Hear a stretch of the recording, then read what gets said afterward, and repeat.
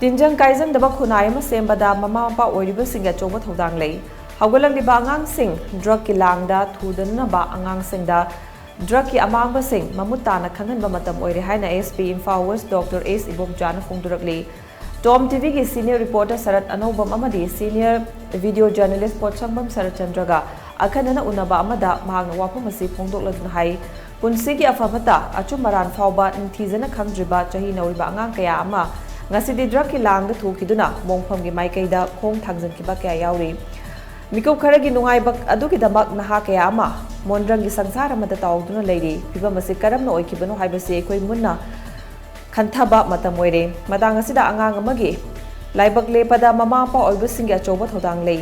ichana numidang theng halali basi kadaida kari tawba chalibano ichaga kana kana gatinari haibana chingba kaya si mama pa oibasina khangdokpa mathau tai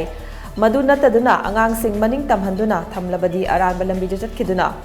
awaphamda takibasu yawdaba nate drug addict haibasi laina makhalamani drug addict amabu normal tahan haibasi araiba nate makhoi bu phubiba chaibibana kari sukana bapurakloi maramaduna angang singna fattaba lambida khong thangjinjingaida hana makhoi bu wakhal tahan biba mathau tai nauriba angang kaya lambida yu thakjinduna gari thaubada accident thoktuna thawai mangkiba kaya su yawkre asiguma thaudok kaya si thoktana na ba mama pa singna macha sing cheksina mieng changbi haina mang phongdokhi drug addiction bu hek oiragadi madu phubona saibuna su kanaroi rehab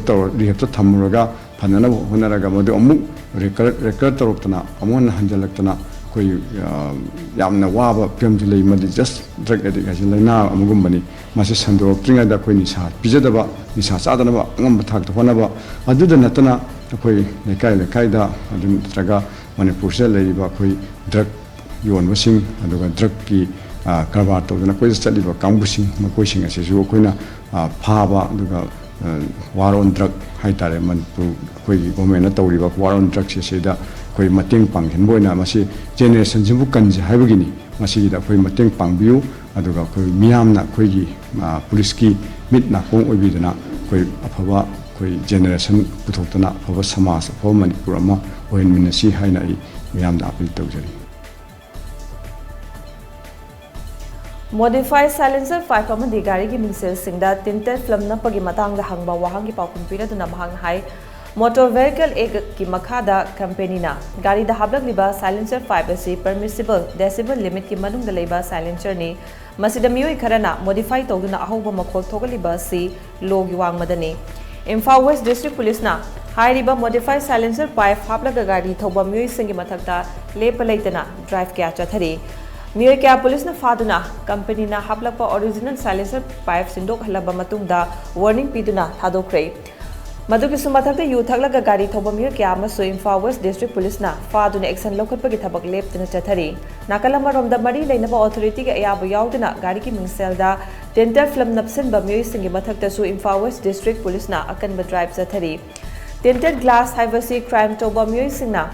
masak lona na ba sizinaba pambai makhalamani maramaduna manung mapan fauna ubang amloidaba mawongda gari ki mingselda tinted film napsaliba Meeoi Shing Mathakta drive leptana chathakigani haina su SP na makhata na phongdokhi